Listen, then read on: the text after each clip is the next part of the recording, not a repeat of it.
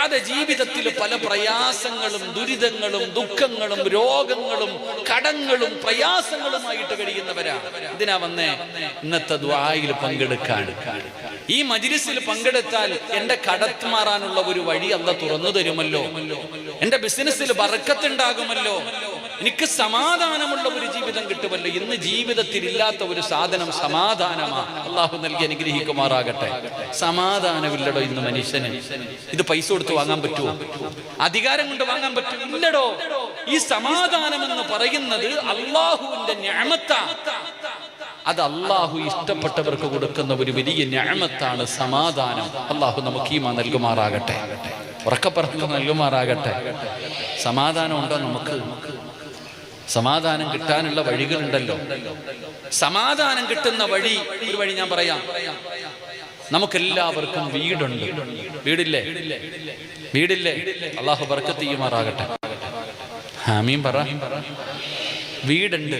ലക്ഷങ്ങൾ ചിലവഴിച്ചൊരു വീട് കിട്ടിയിട്ടുണ്ട് ഞാനും നിങ്ങളും.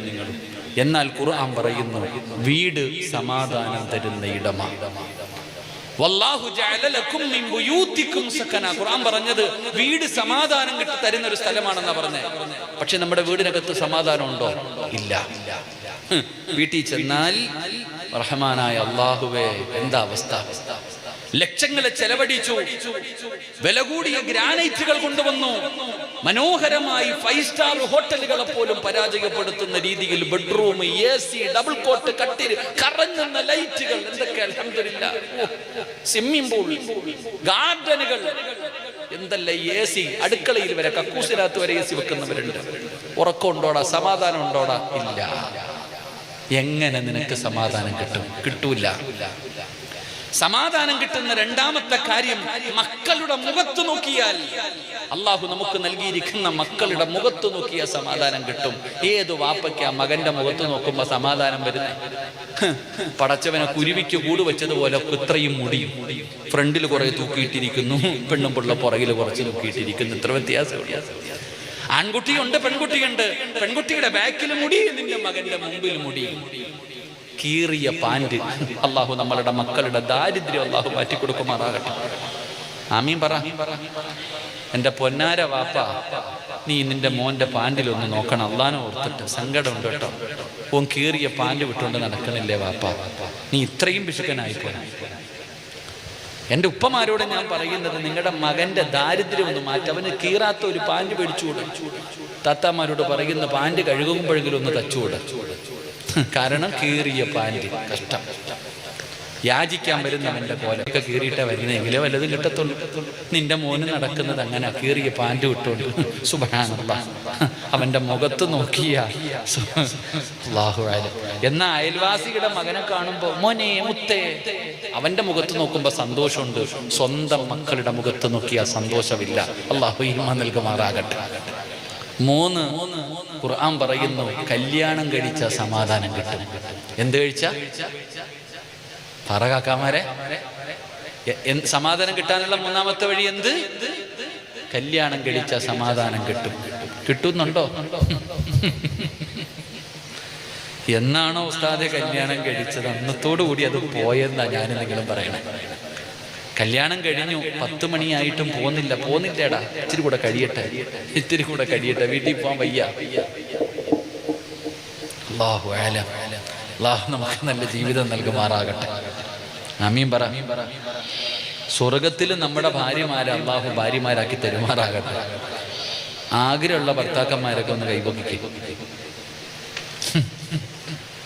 ആര്യാരെ പൊക്കിക്കോ, പെണ്ണുമ്പിള്ള കാണുന്നുണ്ട് കേട്ടോ, ഞാൻ പറഞ്ഞേക്കാം. എല്ലാവരും നോക്കിക്കോ, ഭാര്യ എല്ലാവരും ചോദിക്കും എന്താ പൊക്കാഞ്ഞെന്ന്. എടാ, അധികം പേരും കൈ പൊക്കാത്തതിന്റെ കാരണം എന്തെന്നറിയോ? ഇവള് സ്വർഗത്തിലുണ്ടെന്ന് ഇരിക്കണം. ഇവിടെ തന്നെ സഹിക്കാൻ പറ്റണില്ല, പടച്ചന് അവിടെ ഉണ്ടോന്ന്. ശരി, കൈ പൊക്കിയോടാ. ശരീക പെണ്ണുപിള്ള കയറും. അല്ലാഹു നമ്മുടെയൊക്കെ നന്നാവൂന്നേ. നമ്മുടെ ഭാര്യമാരൊക്കെ നല്ലവരാ, അവരെ മനസ്സിലാക്കുന്നില്ല എന്നുള്ളതാണ് ഏറ്റവും വലിയ പോരായ്മ. ഈ ദുനിയാവിൽ ഏറ്റവും വലിയ സുഖം കുടുംബ ജീവിതത്തിനാണ്. അതിനേക്കാളും വലുതൊന്നുമില്ലടോ. എല്ലാവർക്കും സ്വർഗത്തിൽ പോണ ആഗ്രഹം. നിങ്ങൾക്കറിയും, ഞാനൊരു കഥ പറയാം. ആദം നബി അലിഹിസ്സലാം സ്വർഗത്തിലൂടെ നടന്നു പോവാ. ആദം നബിയെ സൃഷ്ടിച്ചിട്ട് അള്ളാഹു സ്വർഗത്തിൽ കടത്തിവിട്ടു. ആദം നബി സ്വർഗത്തിലൂടെ നടന്നു പോകുന്നുണ്ട്. ആദം നബിയുടെ മുഖത്ത് നോക്കിയപ്പോ എന്തോ ഒരു സന്തോഷമില്ല. ആ ചങ്ങാതി സ്വർഗത്തിൽ കൂടെ നടന്നു പോയിട്ട് പോലും സന്തോഷമില്ല. ആലോചിക്കും. അള്ളാഹു ചോദിച്ചു, ആദമേ നിനക്ക് എന്തു പറ്റി? എന്താ നിനക്കൊരു പ്രയാസം? എന്തോ ഒരു കുറവുള്ളതുപോലെ അല്ലാഹ്. ആദം നബി പറഞ്ഞ മറുപടി, അല്ലാഹ് ഒറ്റയ്ക്ക് നടന്നിട്ടൊരു സുഖമില്ല അല്ലാഹ്. എവിടെ വെച്ചാ ഇത് പറഞ്ഞ? സ്വർഗത്തിൽ വെച്ച്. ഹവ്വാ റളിയല്ലാഹു തആല അൻഹയെ കൊടുത്തപ്പോ പറഞ്ഞു, ഇപ്പോഴാ ശരിയായ. ഒന്ന് ആലോചിക്കുക അല്ലാഹ്, ഇതാടോ കുടുംബജീവിതം? നമ്മുടെ അവസ്ഥയെന്ന് പറഞ്ഞാൽ കീരിയും പാമ്പിനും പോലെ, പിന്നെയും പാകിസ്ഥാനും പോലെ നമ്മൾ വീട്ടിൽ കയറി കഴിഞ്ഞാൽ ബദർ യുദ്ധം അവിടെ. സുബ്ഹാനല്ലാഹ്.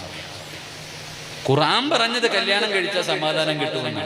നിനക്ക് സമാധാനം കിട്ടുന്നില്ലെങ്കിൽ നീ മനസ്സിലാക്കണം, നിന്റെ ജീവിതത്തിൽ എന്തോ പോരായ്മയുണ്ട്. അള്ളാഹു തിരുത്താൻ ഭാഗ്യം നൽകുമാറാകട്ടെ. ആമീൻ പറ. ജോളിയെ മറന്നുപോയോ? ജോളി ചേച്ചിയെ മറന്നുപോയോ? നമ്മുടെ പെണ്ണുപിള്ളയ്ക്ക് എപ്പോഴാ തോന്നണെന്ന് അറിയത്തില്ല. അള്ളാഹു നമ്മുടെ ഭാര്യമാരെയൊക്കെ സ്വാരിഹത്തുകളാക്കി തരുമാറാകട്ടെ. എൻ്റെ പ്രിയപ്പെട്ട സഹോദരങ്ങളെ, ഞാൻ പറയുന്നില്ല, എൻ്റെ വിഷയം അല്ലാത്തതുകൊണ്ട് ഞാൻ പറയുന്നില്ല. എങ്കിലും ഒരു കാര്യം പറയാം. പെണ്ണിനെ മനസ്സിലാക്കി കഴിഞ്ഞാൽ നമ്മുടെ ജീവിതത്തിലെ സർവ്വ പ്രശ്നങ്ങളും തീരും. ഒന്നാമത്തെ കാര്യം എന്തെന്നറിയും? ഏതൊരാണിൻ്റെയും ഒരാഗ്രഹമാണ്, ഞാൻ വരച്ച വരയിൽ എൻ്റെ ഭാര്യ നിൽക്കണം. ആഗ്രഹല്ലേ? ആഗ്രഹല്ലേ? ഞാൻ വരച്ച വരയിൽ തന്നെ എൻ്റെ ഭാര്യ നിൽക്കണം. ഇതൊരു ആണിൻ്റെ ആഗ്രഹമാണ്. കിയാമത്ത് നാൾ വരെ നിന്നെ കൊണ്ട് അതിന് പറ്റത്തില്ല. നീ വേണമെങ്കിൽ വരെ കയറി നിന്നോ, അവള് കയറി നിൽക്കൂല. അല്ലാഹു ഈമാൻ നൽകുമാറാകട്ടെ. ആദ്യം മനസ്സിലാക്കേണ്ടത് ഇതാ. കാരണം അള്ളാഹു അവരെ സൃഷ്ടിച്ചിരിക്കുന്നത് വളഞ്ഞ ഒരു എല്ലിൽ നിന്ന്. കൂടുതൽ വളച്ചാലും ഒടിയും, കൂടുതൽ നോക്കാൻ നോക്കിയാലും പണിയാം. വളയ്ക്കാൻ വേണ്ട, നോക്കാൻ വേണ്ട, അങ്ങനെ അങ്ങ് പോയാൽ മതി. അതാ മനസ്സിലാക്കേണ്ടത്.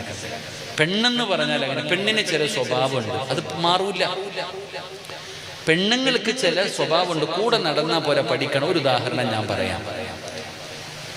നബി സല്ലല്ലാഹു അലൈഹി വസല്ലമ തങ്ങൾ ഒരിക്കൽ ഒരു യുദ്ധം കഴിഞ്ഞ് വീട്ടിലേക്ക് വരികയാ. പള്ളിയിൽ വന്ന് നിസ്കരിച്ചു. വീടിനകത്തേക്ക് കയറുമ്പോൾ ആയിഷ ബീവി റളിയല്ലാഹു തആല അൻഹ വാതിലിൽ തടഞ്ഞു നിർത്തി.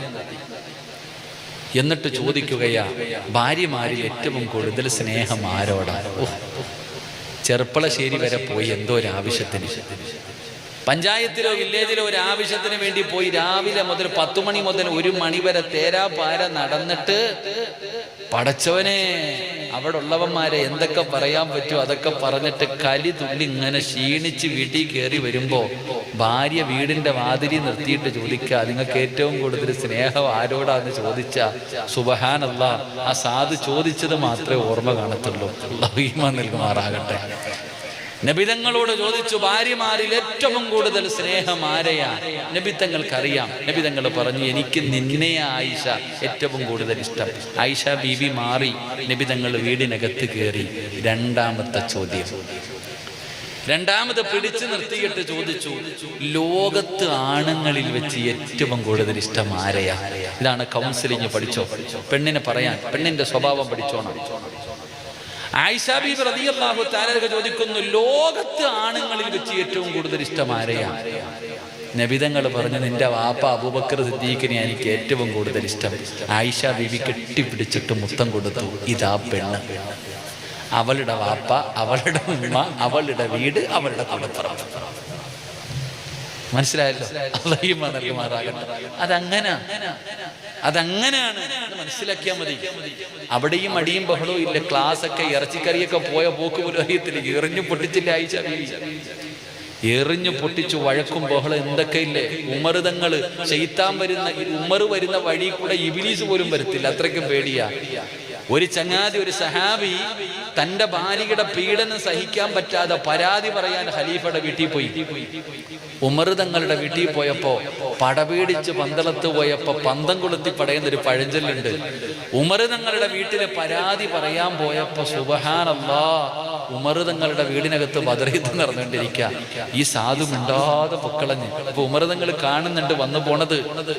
ഈ ചങ്ങാതിയോട് ചോദിച്ചു, നീ എന്തിനാ വന്നേ? ഒന്നുമില്ലെന്നേ. ഒന്നുമില്ല. എന്തിനാ വന്നേ?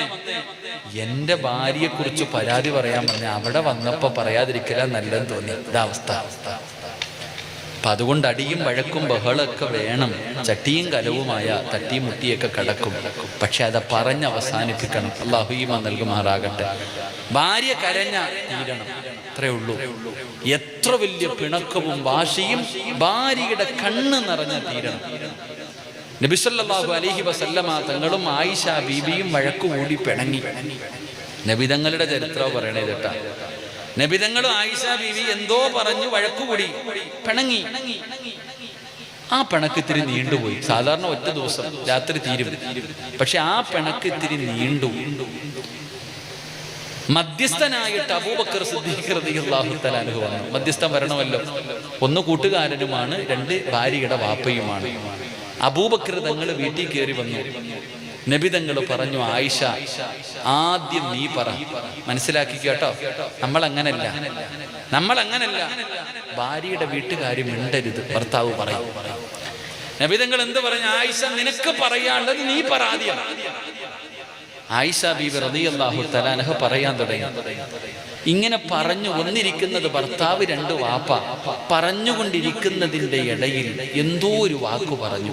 പറയാൻ പാടില്ലാത്തൊരു വാക്ക്. എന്തോ നബി തങ്ങളെ പറയാൻ പാടില്ലാത്ത എന്തോ ഒരു ചെറിയൊരു വാക്കിങ്ങനെ പറഞ്ഞു. അബൂബക്കർ തങ്ങൾക്ക് സഹിച്ചില്ല. എഴുന്നേറ്റിട്ട് കൊടുത്ത ആയിഷ ബീവിയുടെ മുഖത്ത്. മധ്യസ്ഥ പറയാൻ വന്ന വാപ്പ ഭർത്താവിന്റെ മുന്നിൽ വെച്ച് തല്ലി. ആയിഷ ബീവി കരയാൻ തുടങ്ങി. ആയിഷ ബീബി റളിയല്ലാഹു തആല അൻഹ കരയുന്നത് കണ്ടപ്പോ പിണങ്ങി നിന്ന നബി അടുത്തു വന്നു. ആയിഷ ബീവിയെ ചേർത്ത് പിടിച്ചു, കണ്ണുനീര് തുടച്ചു കളഞ്ഞു.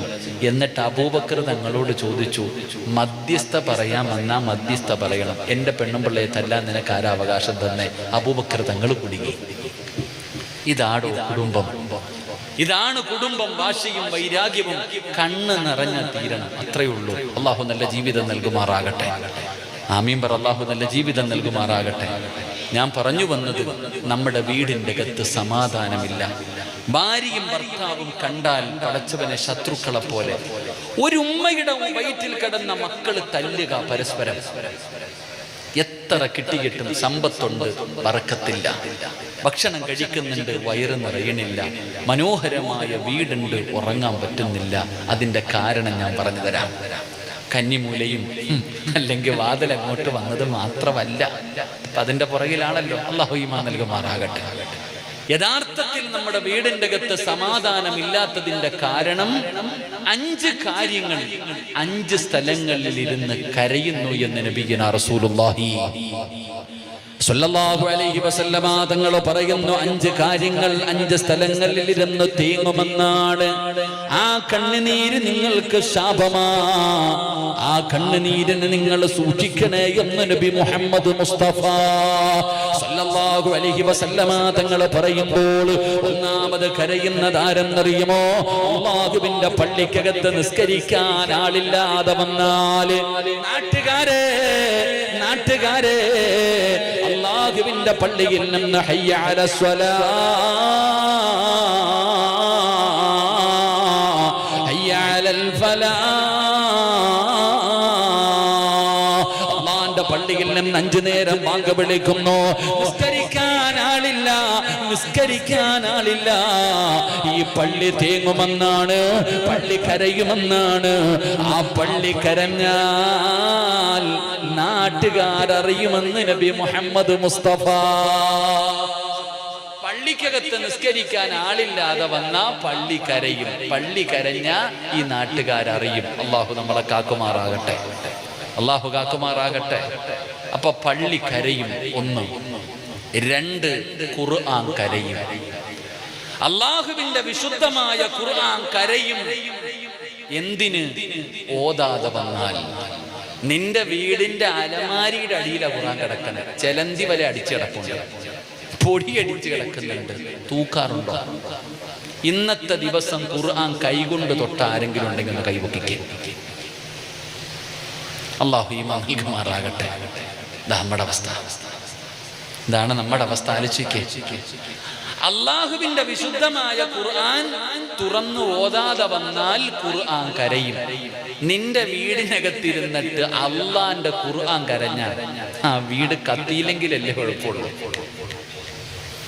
ആ വീടിനകത്ത് എങ്ങനെ നിനക്ക് സമാധാനമുണ്ടാകും?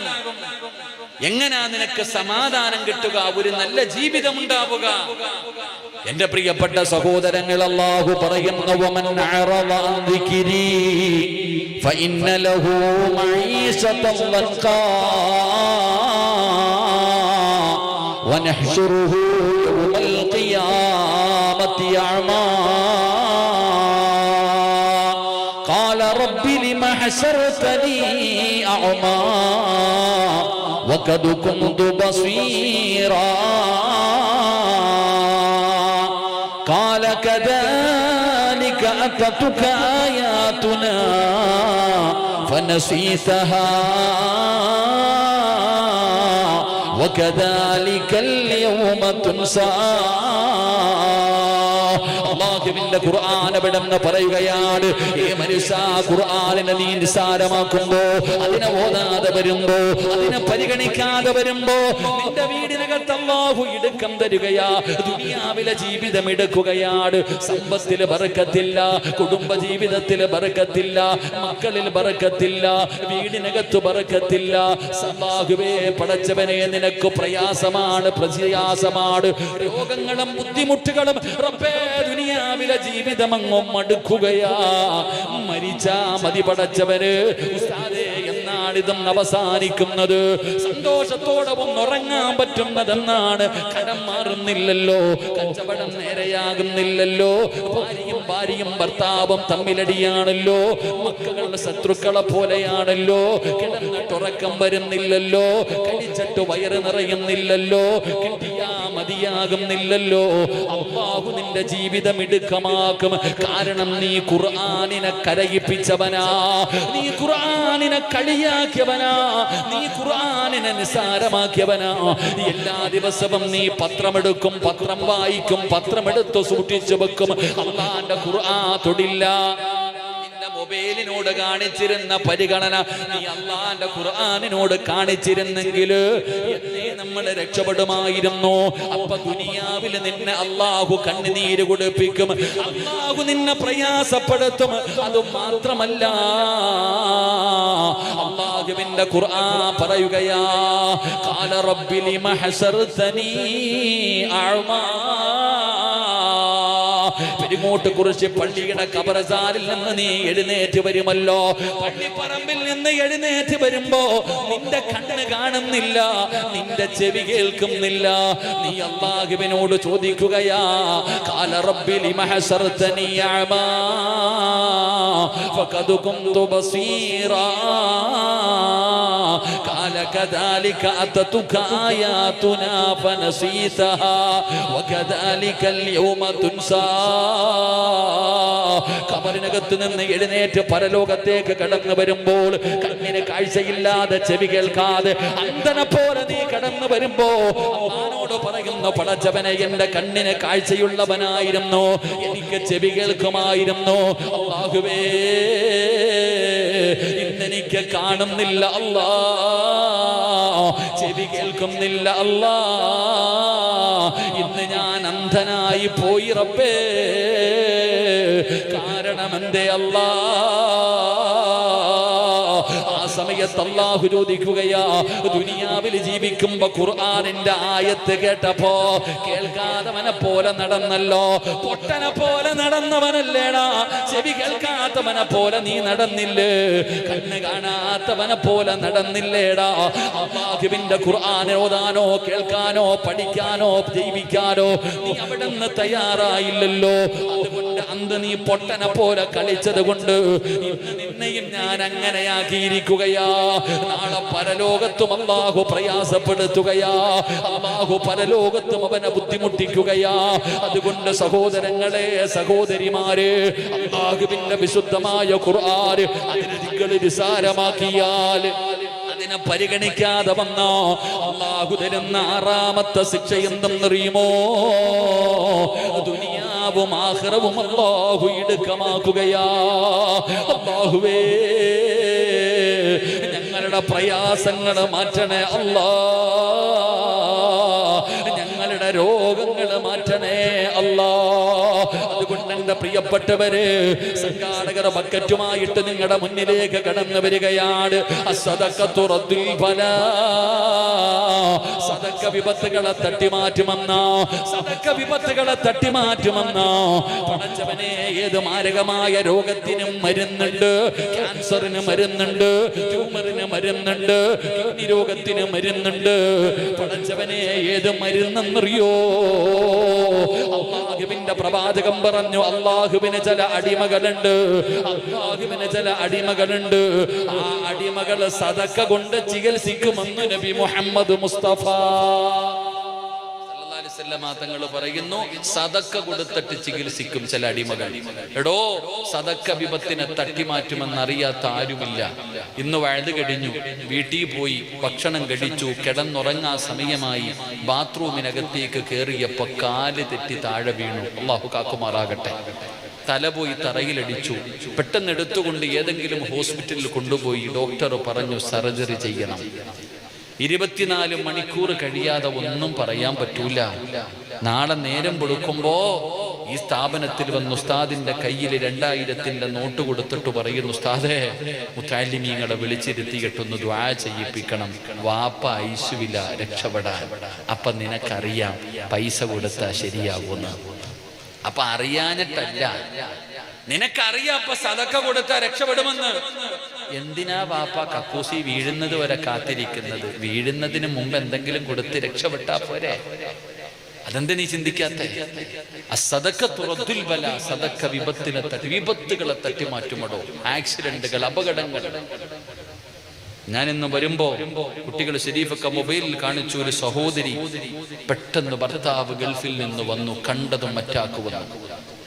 അല്ലാഹു സ്വർഗം കൊടുക്കുമാറാകട്ടെ, അല്ലാഹു സ്വർഗം കൊടുക്കുമാറാകട്ടെ. 1400 കൊല്ലം മുമ്പ് നബിതങ്ങൾ പറഞ്ഞു, നിങ്ങൾ വീട്ടിലേക്ക് വരുമ്പോൾ ഭാര്യമാരോട് പറയണമെന്ന് നബിയനാ റസൂലുള്ളാഹി.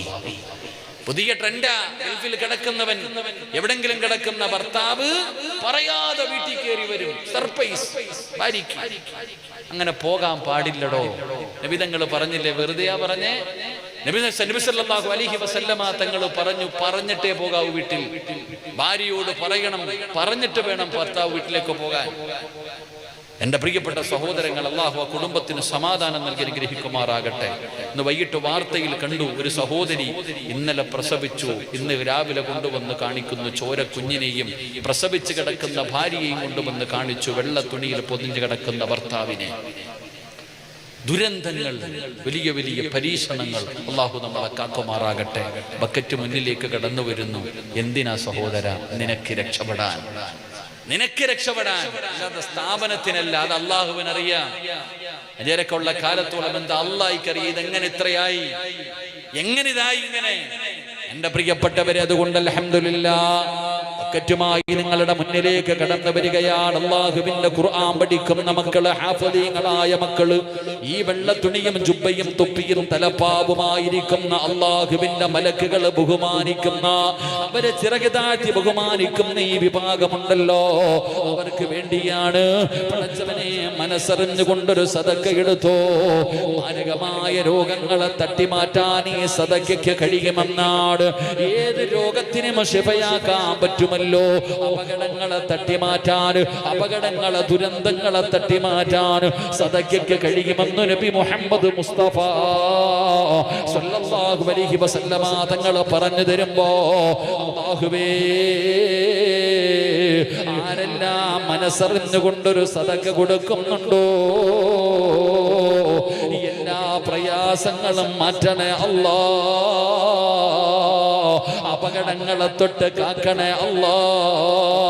അപകട മരണങ്ങളെ തൊട്ട് കാക്കണേ അല്ലാ. മാരകമായ ക്യാൻസർ പോലെ, ട്യൂമർ പോലെ, എയ്ഡ്സ് പോലെ ഏതെങ്കിലും മാരകമായ രോഗത്തിന്റെ അണുക്കൾ ഇവരുടെ ശരീരത്തിലുണ്ടെങ്കിൽ ഈ സദക്കയുടെ ബറക്കത്ത് കൊണ്ട് കരിച്ചു കളയണേ അല്ലാ. ഒരു പനിയാക്കി മാറ്റണേ അല്ലാ. ദുനിയാ ദുനിയാവും ആഖിറവും നീ രക്ഷപ്പെടുത്തണേ അല്ലാ. എല്ലാവരും അൽഹംദുലില്ലാ ഒന്ന് പോക്കറ്റ് കൈയിട്ടോ. അവനവന്റെ രക്ഷയ്ക്ക് അവനവന്റെ കൈകെട്ടിയിരിക്കാതെ അടിക്ക് ചങ്ങാതി, ഒന്നഴിച്ചോ, ലാഭമേ ഉള്ള നഷ്ടമില്ല. തലയുടെ മുകളിൽ മലക്ക് സാക്ഷിയാ. സദക്ക കൊടുത്താൽ മലക്ക് ദുആ ചെയ്യും, കൊടുക്കാതിരുന്നാൽ അപ്പോഴും ദുആ ചെയ്യും. അള്ളാഹു നമ്മളെ കാക്കുമാറാകട്ടെ. ചങ്ങാതി, ബക്കറ്റ് കൊണ്ടുപോകുന്ന ചങ്ങാതി, ഈ ബക്കറ്റ് കൊണ്ടുപോകുന്നത് നിനക്ക് വീട് കെട്ടാനല്ല. നീ സമാധാനത്തോടെ എല്ലാവരുടെ മുന്നിൽ പോയി നിന്ന് പൈസ വാങ്ങി നീ സ്വർഗത്തിൽ പോകും. സ്വർഗം മതിയോ? എന്ന സമാധാനത്തിൽ പൊക്കോ. അൽഹംദുലില്ലാ. അല്ലാഹു ബർക്കത്ത് ചെയ്യുമാറാകട്ടെ. 3 സ്വലാത്ത്. സ്വല്ലല്ലാഹു അലാ മുഹമ്മദ്.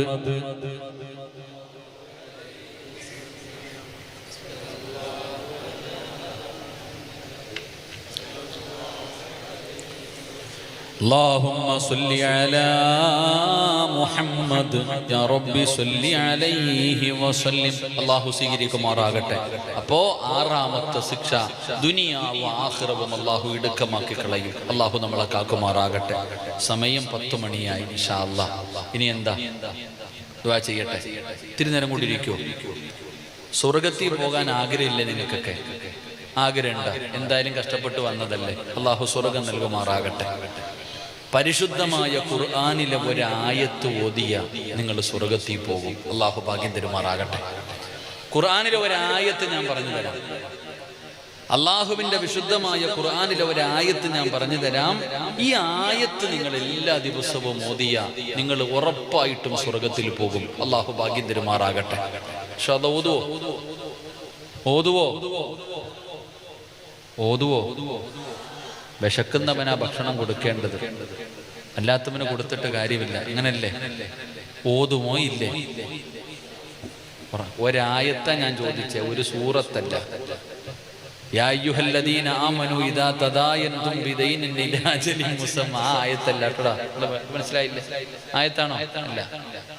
കാരണം ഖുർആനിലെ ഏറ്റവും വലിയ ആയത്ത് ഒരു പേജില്ലേടെ ആയത്ത്, ഒരു പേജ് ഉണ്ട് ആയത്ത്. അല്ലാഹു നമ്മുടെ മക്കളെയൊക്കെ ഹാഫിളീങ്ങളാക്കി തരുമാറാകട്ടെ. ഒരായത്ത് പഠിക്കാൻ അറിയത്തില്ല. യുസീക്കുമുല്ലാഹു എന്ന് പറയുന്ന ആയത്തെടുത്ത് വെച്ചിട്ട് പഠിക്കാൻ പറയണം എൻ്റെ മക്കളെ. അല്ലേ? മുത്തഅല്ലിമിന്റെ ഒരു ഹാഫിളിന്റെ വില മനസ്സിലാക്കണമെങ്കിൽ യുസീക്കുമുല്ലാഹു ഫി ഔലാദിക്കും ലിദ്ദക്കരി മിസ്ലു ഹദ്ദിൽ ഉൻസ. ഈ ആയത്തെടുത്ത് 2 ആയത്തെടുത്ത് വെച്ചിട്ട് കാണാതെ പഠിക്കാൻ പറയണം. ഇരുന്ന് തപ്പണ കാണാം. േടാ മക്കളെ. അള്ളാഹു നമ്മുടെ മക്കളെയൊക്കെ നന്നാക്കി തരുമാറാകട്ടെ. ഞാൻ കുറെ കാലം മുമ്പ്, വർഷങ്ങൾക്ക് മുമ്പ്, വയനാട് ഒരു സ്ഥലത്ത് വഴുതിന് പോയി പ്രസംഗിച്ചു. ഇങ്ങനെ പിരിവ് തുടങ്ങിയപ്പോ മഴ പെയ്യുന്നുണ്ട്. ആ മഴ പെയ്യുന്ന സദസ്സിൽ കപ്പലണ്ടി വിറ്റുകൊണ്ടൊരു പയ്യൻ ഇങ്ങനെ നടക്കുന്നുണ്ട്. പിരിവിന്റെ സമയമായപ്പോ ഇവൻ നേരെ സ്റ്റേജിൽ കയറി വന്നിട്ട് ആ കപ്പലണ്ടി വിറ്റ കാശ് എൻ്റെ കൈ കൊണ്ട് തന്നിട്ട് പറഞ്ഞു, ഉസ്താദ് ദുആ ചെയ്യാൻ. ഞാൻ ചോദിച്ചു, എന്ത്? എനിക്ക് ഹാഫിളാകണം. കപ്പലണ്ടി വിറ്റുകൊണ്ട് നടന്നവനാ അജ്മലി. അന്ന് ആ മജ്‌ലിസിൽ കയറി വന്നു, കപ്പലണ്ടി വിറ്റ കാശ് തന്നു. ഞാൻ അന്ന് അവന്റെ തലയിൽ കൈവച്ചിട്ട് ആ സദസ്സിൽ വെച്ച് ഞാൻ ദുആ ചെയ്തു. വർഷങ്ങൾ കഴിഞ്ഞു. 2 ആഴ്ച മുമ്പ് ഞാൻ വയനാട് ഒരു സ്ഥലത്ത്, കൊടുവള്ളിക്കടുത്തൊരു സ്ഥലത്ത് വഴുതിന് പോയപ്പോ എൻ്റെ അടുക്കൽ വന്ന് ചിരിച്ചുകൊണ്ട് നിന്ന് ഫോട്ടോ ഒക്കെ എടുക്കുന്നപ്പോ എൻ്റെ സുഹൃത്ത് നിസാമി ഉസ്താദ് ചോദിച്ചു, ഉസ്താദെ ഇവനെ നിങ്ങൾക്ക് ഓർമ്മയുണ്ടോ എന്ന് ചോദിച്ചു. ഈ പയ്യനെ, ഈ അജ്മലിനെ നിങ്ങൾക്ക് ഓർമ്മയുണ്ടോ? ഞാൻ പറഞ്ഞില്ല. 9 കൊല്ലം മുമ്പ് വഅലിന്റെ സദസ്സിൽ കപ്പലണ്ടി വിട്ട് നടന്ന പയ്യനാ ഉസ്താദ്. ഇന്നവൻ ഹാഫിളായി, അവൻ ദൗറ ചെയ്തുകൊണ്ടിരിക്കുക. അള്ളാഹു പൊന്നുമോന് സ്വർഗം കൊടുക്കുമാറാകട്ടെ. ഇതൊക്കെ മനുഷ്യന്റെ അവസ്ഥ ഇതാന്ന് എന്ന് ചിന്തിച്ചു നോക്കിയേ. അള്ളാഹു കൊടുക്കുന്നൊരു നിഅമത്ത്, അള്ളാഹു കൊടുക്കുന്നൊരു ഭാഗ്യം. അള്ളാഹുവിന് സ്വർഗം കൊടുത്ത് അനുഗ്രഹിക്കുമാറാകട്ടെ. എനിക്ക് സത്യം പറഞ്ഞ ജീവിതത്തിൽ രക്ഷപ്പെടാൻ അള്ളാഹു കണ്ടപ്പോൾ ഒരു സന്തോഷം പറഞ്ഞാൽ തീർക്കില്ല. വലിയൊരു സന്തോഷമായി പോയി.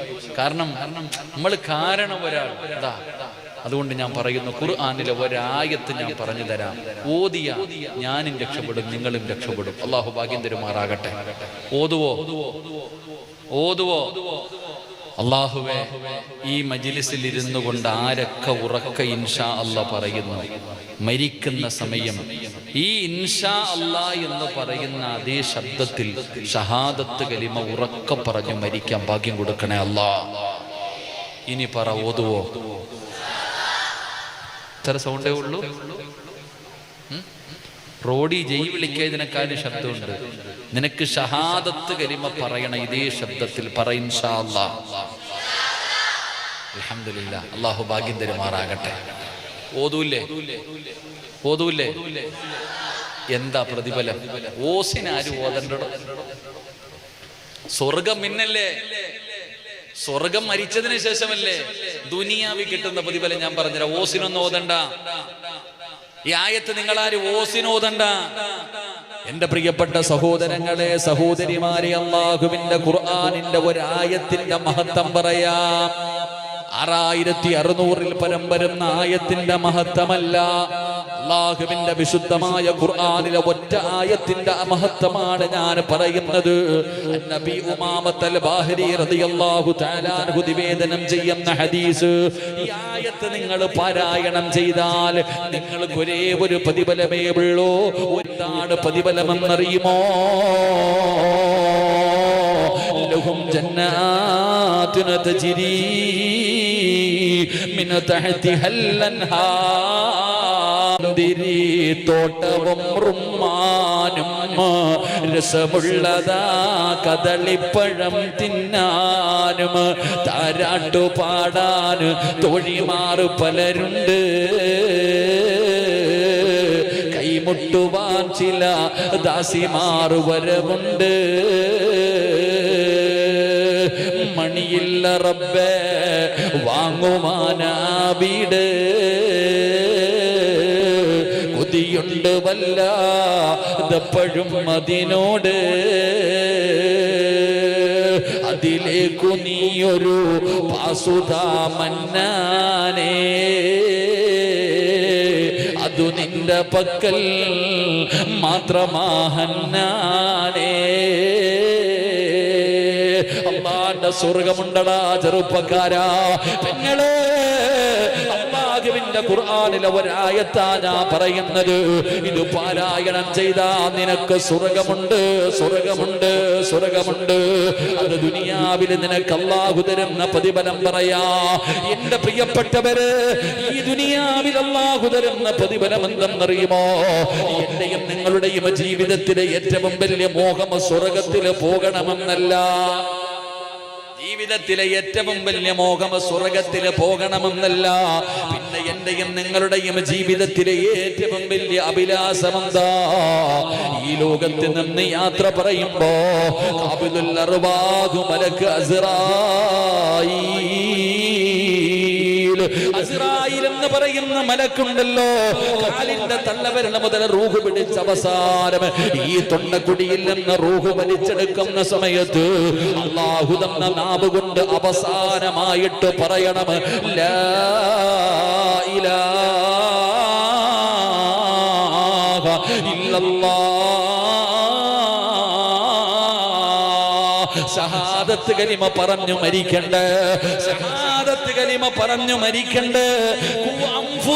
അല്ലാഹുവിന്റെ ഖുർആൻ പറഞ്ഞല്ലോ, കുല്ലു നഫ്സിൻ ദായിഖത്തുൽ മൗത്ത് വ ഇന്നമാ തുവഫൗന ഉജൂറകും യൗമൽ ഖിയാമ ഫമൻ സുഖസിക അനിൻ നാർ വ ഉദ്ഖിലൽ ജന്നത ഫഖദ് ഫാസ് വമൽ ഹയാത്തുദ് ദുനിയാ ഇല്ലാ മതാഉൽ ഗുറൂർ.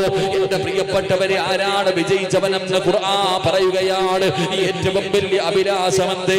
അള്ളയല്ലേ പറഞ്ഞത്, യാ അയ്യുഹല്ലദീന ആമനു തഖുല്ലാഹ ഹഖ്ക തുഖാതി വലാ തമൂതുന്ന ഇല്ലാ വഅൻതും മുസ്ലിമൂൻ. നിങ്ങൾ മുസ്ലിമായിട്ടേ മരിക്കാവൂ, നിങ്ങൾ ഷഹാദത്ത് കലിമ പറഞ്ഞിട്ടേ മരിക്കാവൂ, അല്ലാതെ നിങ്ങൾ മരിക്കല്ലേ. വവസാ ബിഹാ ഇബ്രാഹീം ബനീഹി വയഅഖൂബ് യാ ബനിയ ഇന്നല്ലാഹ അസ്തഫാ ലകുമുദ്ദീന ഫലാ തമൂതുന്ന ഇല്ലാ വഅൻതും മുസ്ലിമൂൻ. പ്രവാചകന്മാർ തന്നെ മക്കളോട് വസിയത്ത് ചെയ്യുകയാ, മുസ്ലിമായിട്ടേ മരിക്കാവൂ, മുസ്ലിമായിട്ടേ മരിക്കാവൂ. പ്രവാചകന്മാർ ദുആ ചെയ്തല്ലോ, റബ്ബിഖദ് ആതൈതനീ മിനൽ മുൽക് വഅല്ലംതനീ മിൻ തഅവീലിൽ അഹാദീസ്. അവസാനം പറയുന്നു തവഫനി മുസ്ലിമാ.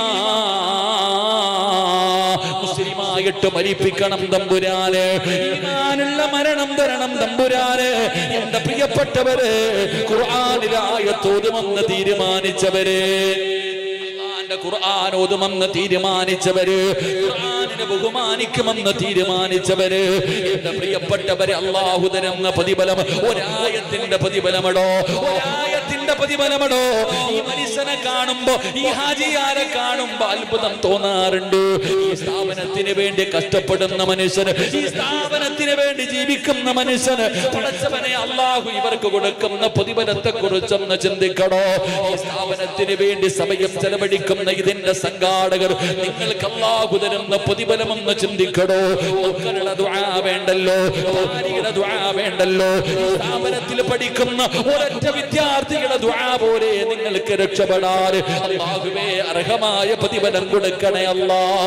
എന്റെ പ്രിയപ്പെട്ടവരെ, ഒന്നാമത്തെ പ്രതിഫലം ഇൻഷാ അല്ലാഹ് പറഞ്ഞവര്, ഇൻഷാ അല്ലാഹ് പറഞ്ഞവര്, അല്ലാഹു നിനക്ക് തരുന്ന ഒന്നാമത്തെ പ്രതിഫലം നല്ല മരണമാ. അതിനെക്കാരും വേറെ ഒന്നുമില്ലല്ലോ, അതിനെക്കാരും വേറെ ഒന്നുമില്ലല്ലോ. എന്റെ പ്രിയപ്പെട്ടവര്, സിറാജ് വലിയവനാകുന്നത് എപ്പോഴെന്നറിയോ? ജീവിച്ചിരിക്കുന്ന കാലത്ത് ഞാൻ വഴുതിന് കയറുമ്പോ ആരോ പറഞ്ഞു പ്രഭാഷണ തലയിൽ എന്തോ ആനയെന്ന്. ചുമ്മാതെ. എടാ, ഞാൻ എപ്പോഴാ നല്ലവനാകുന്നറിയോ? ജീവിച്ചിരിക്കുന്ന കാലത്ത് പുകഴ്ത്താനും പാഴ്ത്താനൊക്കെ ആളുണ്ട്. അതിലൊന്നും ഒരു കാര്യമില്ല ചങ്ങാതി. സിറാജ് രക്ഷപ്പെടുന്നത് എപ്പോഴെന്നറിയോ? 3 കഷ്ടം വെള്ള തുണിയിൽ പൊതിഞ്ഞ് എന്റെ വീടിനകത്തെന്നെ മലർത്തി കിടത്തുമ്പോ എന്റെ മുഖത്ത് നോക്കിയിട്ട് പറയണം, 40 പേര് നല്ലത് പറഞ്ഞാൽ ഞാൻ രക്ഷപ്പെട്ടു. അല്ലാഹു ഭാഗ്യം തരുമാറാകട്ടെ. എടാ, നിന്റെ മയ്യത്ത് കാണുന്നവര് പറയണം നീ നല്ലവനാണ്. നിന്റെ ജനാസയിൽ നോക്കിയിട്ട് പറയണം ഇവന്റെ ചിരി കണ്ടോ, അവന്റെ മുഖത്തെ പ്രകാശം കണ്ടോ. ഉറങ്ങുകയാ. അല്ലാഹു അങ്ങനെയുള്ള മരണം നൽകുമാറാകട്ടെ. ഒരു നല്ല മരണം ഖുർആൻ ഓതുന്നവർക്ക് അല്ലാഹു തരുന്ന പ്രതിഫലം നല്ല മരണം. വെറുതെ പറഞ്ഞതല്ല, ഞാൻ വെറുതെ പറഞ്ഞതല്ല. പ്രതിഫലം ഞാൻ പറയാം. മഹാനായ നബി മുഹമ്മദ് മുസ്തഫ സല്ലല്ലാഹു അലൈഹി വസല്ലമ തങ്ങളുടെ സഹാബിയാണ് സഅദ് റളിയല്ലാഹു തആല അൻഹു. സഅദ് ഇബ്നു മുആദിന്റെ ചരിത്രം അറിയുമല്ലോ.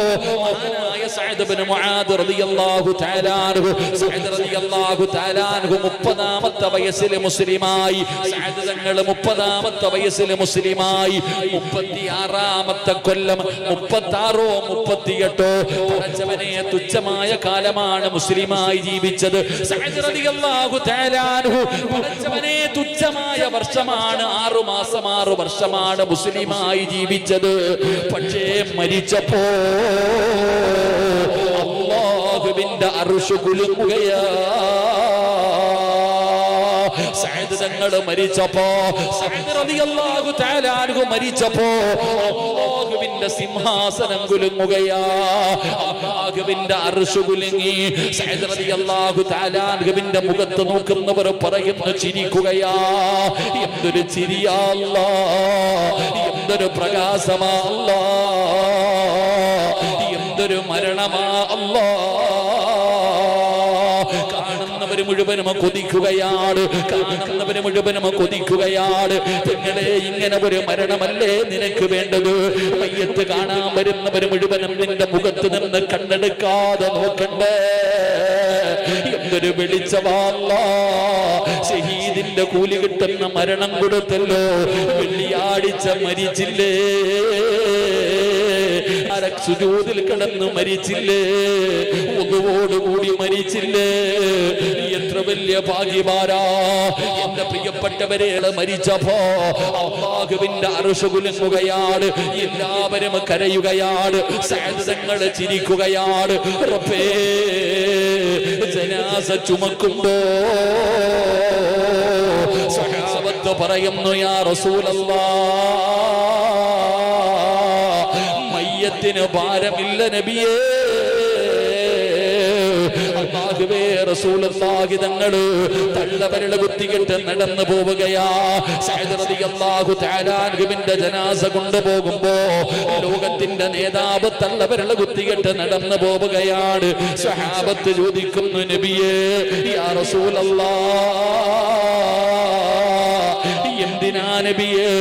തള്ളവരള കുത്തികെട്ട് നടക്കുന്നത് എന്തിനാണ് നബിയേ? സഹാബാ സ്ഥലമില്ല സ്വഹാബാ, നടക്കാ സ്ഥലമില്ല സ്വഹാബാ. മയ്യത്തിന് ഭാരമില്ലാത്തതിന്റെ കാരണം എന്തെന്നറിയോ? ചുമക്കുന്നത് മലക്കുകളാ. അല്ലാഹുവേ, എന്റെ പ്രിയപ്പെട്ട ഉപ്പമാരെ, ചെറുപ്പക്കാരാ, ഖുർആനിനെ സ്നേഹിച്ചാൽ, അല്ലാഹുവിന്റെ ഖുർആൻ പാരായണം ചെയ്താൽ നിനക്ക് റബ്ബ് തരുന്ന രണ്ടാമത്തെ പ്രതിഫലം എന്തെന്നറിയോ? ഒരുമടാ, ഇന്ത്യയുടെ പ്രധാനമന്ത്രിയല്ല, ഇന്ത്യയുടെ പ്രസിഡന്റ് അല്ല, സൗദിയുടെ രാജാവൻ ആര് വരുമെന്നറിയോ? ജനിച്ചത് മുതൽ മരിക്കുന്ന കാലം വരെ പാപം ചെയ്യാത്ത, പാപം പറയാത്ത, പാപം കാണാത്ത അല്ലാഹുവിന്റെ മലക്കുകളുണ്ടല്ലോ. ലാ യഅസൂനല്ലാഹ മാ അമറഹും വയഫ്അലൂന മാ യുമറൂൻ. അല്ലാഹുവിന്റെ കൽപ്പനകൾ മാത്രം അനുസരിച്ചുകൊണ്ട് ജീവിക്കുന്ന പടച്ച റബ്ബിന്റെ മലക്കുകളുണ്ടല്ലോ. അവരാകാശ ലോകത്ത് നിന്നിറങ്ങി വരികയാ. എന്തിനെന്നറിയോ? നിന്റെ ജനാസ കബറടക്കാ, നിന്റെ ജനാസ ചുമക്കാ, നിന്റെ ജനാസ നിസ്കരിക്കാ. അല്ലാഹുവിന്റെ മലക്കുകൾ ഇറങ്ങി വരികയാ. സഹാബാ, മലക്കുകൾ കാരണം തലം കെട്ടിയുള്ളൂ. അല്ലാഹുവിന്റെ പ്രവാചകൻ ഇവിടെന്ന് പറയുമ്പോ മൂന്നാമത്തെ പ്രതിഫലം എന്തെന്നറിയോ? മൂന്നാമത്തെ പ്രതിഫലം എന്തെന്നറിയോ? അല്ലാഹുവിന്റെ പരിശുദ്ധമായ ഖുർആൻ പഠിച്ച മക്കളെ മണ്ണ് തിന്നില്ലല്ലോ, മണ്ണ് തിന്നില്ലല്ലോ. കബറിനകത്ത് കൊണ്ടുവച്ചാല് മണ്ണ് തിന്നാത്ത ശരീരങ്ങളിൽ പെട്ടതല്ലേ ഈ നിരന്നിരിക്കുന്ന മക്കള്. നിന്റെ പൊന്നുമോനെ തൊടണമെങ്കിൽ ഉതുവെടുക്കണമല്ലോ. മുസ്ലിങ്ങളായ മക്കളെ തൊടണമെങ്കിൽ, മുഫസ്സിരീങ്ങളെ പടച്ചവര് മഹത്തുക്കളെ പറയുന്നവരവരെ തൊടണമെങ്കിൽ ഉതുവെടുക്കണമെന്നാണ്. ഇവരെ മണ്ണ് തിന്നില്ലല്ലോ, ഇവരുടെ പുഴുക്കൾ തിന്നില്ലല്ലോ. അല്ലാഹുവിന്റെ ഖുർആൻ പഠിക്കുന്ന മക്കൾക്ക് എത്ര മഹത്വമെങ്കിലും എന്റെ പ്രിയപ്പെട്ടവരെ, മഹാനായ സഅദ് തങ്ങൾക്ക് ഖബർ കുടിക്കുകയാ.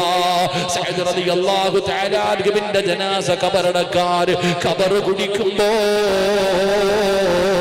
സുബ്ഹാനല്ലാഹ്, മണ്ണിനു പോലും സുഗന്ധമാ, മണ്ണിനു പോലും സുഗന്ധമാ. ഇവിടെ ഖബർ കുടിക്കുന്ന മനുഷ്യനെ അറിയുമെങ്കിൽ നീ ചോദിച്ചു നോക്ക്, ആരുടെയെങ്കിലും മയ്യത്ത് ഖബറടക്കാൻ ഖബർ കുടിച്ചപ്പോ വല്ല അനുഭവം ഉണ്ടായിട്ടുണ്ടോ എന്ന് ചോദിക്ക സഹോദരാ. സഅദ് തങ്ങളുടെ ജനാസ ഖബറടക്കാൻ ഖബർ കുടിക്കുന്ന മനുഷ്യൻ പറയുകയാ, വല്ലാത്ത സുഗന്ധമാ. അവസാന ഖബറിനടിയിൽ നിന്ന് മണ്ണ് വാരുകയാണ്. അവസാനം ഒരു പിടി മണ്ണ് വാരി തന്റെ മടിയിൽ വെച്ച് ആരും കാണാതെ അവസാന ഖബറടക്കിയിട്ട് തന്റെ വീട്ടിൽ ചെന്നു നോക്കുമ്പോ കസ്തൂരി വാസിക്കുന്നത് പോലെ കസ്തൂരിയുടെ വാസനയാണ് സഅദ് റളിയല്ലാഹു തആല അൻഹുവിന്റെ ഖബറിലെ മണ്ണിന്. ആ മനുഷ്യന് വല്ലാത്ത അത്ഭുതമായി. അവസാനം രാത്രിയിൽ അവിടുന്ന് സ്വപ്നം കാണുകയാ. സഅദ് തങ്ങളെ സ്വപ്നം കണ്ടു. സഅദേ, നീ മരിച്ചപ്പോ അല്ലാഹുവിന്റെ അർശ് കുലുങ്ങിയല്ലോ, നിന്റെ മുഖത്ത് വല്ലാത്ത ഒരു പ്രകാശമായിരുന്നല്ലോ. മലക്കുകൾ വന്നല്ലോ, നിന്റെ ജനാസ മലക്കുകൾ ചുമന്നല്ലോ. നിന്റെ ഖബറിനകത്ത മണ്ണിനു പോലെ സുഗന്ധമായിരുന്നല്ലോ. സഅദേ, എങ്ങനെയാ സഅദേ ഈ പ്രതിഫലം കിട്ടിയത്? എങ്ങനെയാ സഅദേ? സഅദ് തങ്ങൾ പറഞ്ഞു കൊടുക്കുകയാ, ഞാൻ പിടിച്ച സുന്നത്ത് നോമ്പും ഞാൻ ഓതിയ പരിശുദ്ധമായ ഖുർആൻ ഓതിയതിന് അല്ലാഹു എനിക്ക് തന്ന പ്രതിഫലമാ. പറഞ്ഞു കൊടുത്തെന്ന് ചരിത്രം പറയുമ്പോ ഇതിനെക്കാലം നിനക്കെന്തേ വേണ്ടത്? ഇതിനെക്കാലം നിനക്കെന്ത് പ്രതിഫലമേ വേണ്ടത്? അതുകൊണ്ട് സഹോദരങ്ങളെ, സഹോദരിമാര്, അവസാനത്തെ പ്രതിഫലം എന്തെന്നറിയോ? അല്ലാഹുവിന്റെ സ്വർഗമാ, അല്ലാഹുവിന്റെ സ്വർഗമാ. നിന്റെയും സ്വർഗത്തിന്റെ ഇടയിൽ ഒരേ ഒരു മറയേ ഉള്ളൂ. ഈ ആയത്തോതുന്നവനുണ്ടല്ലോ, ഈ ആയത്തോതുന്നവനുണ്ടല്ലോ, ഇവന്റെയും സ്വർഗത്തിന്റെയും ഇടയിൽ ഒരു മറയല്ലാതെ മറ്റൊരു മറയുമില്ലെന്ന് ആദരവായ പ്രവാചകൻ നബി മുഹമ്മദ് മുസ്തഫ തങ്ങൾ പറഞ്ഞു. ഈ ആയത്ത് ഓതുന്ന മനുഷ്യന്റെയും സ്വർഗത്തിന്റെയും ഇടയിൽ ഒറ്റ മറയേ ഉള്ളൂ. സ്വർഗത്തിൽ പോകണമെങ്കിൽ എന്ത് ചെയ്യണം? മരിക്കണം. സ്വർഗത്തിൽ പോകണമെങ്കിൽ എന്ത് ചെയ്യണം? മരിക്കണം. മരിച്ചാലേ സ്വർഗത്തിൽ പോകാൻ പറ്റും. അപ്പോ നിന്റെയും സ്വർഗത്തിന്റെയും ഇടയിൽ ഒരേ ഒരു മറ. ഏതു മറ? മരിക്കുക, പോകുക. അള്ളാഹു ഭാഗ്യം തരുമാറാകട്ടെ. അള്ളാഹു ഭാഗ്യം തരുമാറാകട്ടെ. ഇനി പറ, ഓതുവോ? ഏതായത്ത? ആയത്തുൽ കുർസി. ഏതായത്ത്? ഓത്. ബിസ്മില്ലാഹിർ റഹ്മാനിർ റഹീം. അല്ലാഹു ലാ ഇലാഹ ഇല്ലാ ഹുവൽ ഹയ്യുൽ ഖയ്യൂം ലാ തഅഖുദുഹു സിനത്തുൻ വലാ നൗമുൻ ലഹു മാ ഫിസ് സമാവാതി വമാ ഫിൽ അർദ് മൻ ദല്ലദീ യസ്ഫഉ ഇൻദഹു ഇല്ലാ ബിഇദ്നിഹി യഅലമു മാ ബൈന അയ്ദീഹിം വമാ ഖൽഫഹും വലാ യുഹീതൂന ബിശൈഇൻ മിൻ ഇൽമി ഇല്ലാ ബിമാ ശാഅ വസിഅ കുർസിയ്യുഹു السماوات والأرض ولا يعوده حفظهما وهو العلي العظيم. അല്ലാഹു നമ്മളെ രക്ഷപ്പെടുത്തുമാറാകട്ടെ. ഈ ഒരൊറ്റ ആയത്ത് ഓതിയാൽ നിന്റെയും സ്വർഗത്തിന്റെയും ഇടയിൽ ഒറ്റ മറ. മരിക്കുക, പോകുക. അല്ലാഹു ഭാഗ്യം തരുമാറാകട്ടെ. അല്ലാഹു ഭാഗ്യം തരുമാറാകട്ടെ. അപ്പൊ ചെറുപ്പക്കാര് ചിന്തിക്കും, എന്റെ പൊന്നടിയ, അപ്പൊ ഈ ഒറ്റ ആയത്ത് ഓതിയ സ്വർഗത്തിൽ പോകാമെങ്കിൽ ഇനിയിപ്പൊ നിസ്കരിക്കൊന്നും വേണ്ടല്ലോ. അങ്ങനെ ചിന്തിക്കുന്നവന്മാരുണ്ട്. ഇത് ഓതേണ്ടതെപ്പോഴാ? 5 നേരം നിസ്കരിച്ചിട്ട് നിസ്കാരപ്പായിരിക്കുന്നു. നിന്നെ വിറ്റ കാശ് അല്ലാടുത്തുണ്ട്. എവിടാ ഓതണ്ടേ? 5 വഖത്ത് നിസ്കരിക്കുക, നിസ്കാരപ്പായിലിരുന്നു കൊണ്ട് ആയത്തിൽ കുർസി ഓതുക. ഇനി സ്വർഗത്തിൽ വെച്ച് കാണാം. അല്ലാഹു ഭാഗ്യം തരുമാറാകട്ടെ. അല്ലാഹു ഭാഗ്യം തരുമാറാകട്ടെ. സമയം 10:30 ഇൻഷാ അല്ലാഹ് ഞാൻ നിർത്തുകയാണ്. വളരെ സന്തോഷം. അൽഹംദുലില്ലാ. എൻ്റെ പ്രിയപ്പെട്ടവരെ, അൽഹംദുലില്ലാ, ഹാജിയാർ ഒരു ഫോണിലൂടെയാണ് വിളിച്ചത്. അൽഹംദുലില്ലാ. എങ്കിലും അൽഹംദുലില്ലാ, ഈ സ്ഥാപനത്തിൽ പണ്ട് കബീർ ഉസ്താദ് ഇരിക്കുന്ന സമയത്തൊക്കെ ഈ സ്ഥാപനത്തിൽ വന്ന് ഞാൻ ഒരുപാട് അവിടുത്തെ മുകളിലത്തെ റൂമിൽ കിടന്നുറങ്ങിയിട്ടുണ്ട്. ഇവിടെ കുട്ടികളോടൊപ്പം ഇവിടെയൊക്കെ വന്ന സമയം ചെലവഴിക്കുകയും അങ്ങനെയൊക്കെ കഴിഞ്ഞിട്ടുണ്ട്. അൽഹംദുലില്ലാ. ഇന്ന് മനോഹരമായ രീതിയിൽ അൽഹംദുലില്ലാ ഈ സ്ഥാപനം അല്ലാഹു ഈ നാടിൻ്റെ വെളിച്ചമായി അല്ലാഹു ഇതിനെ സ്വീകരിക്കുമാറാകട്ടെ.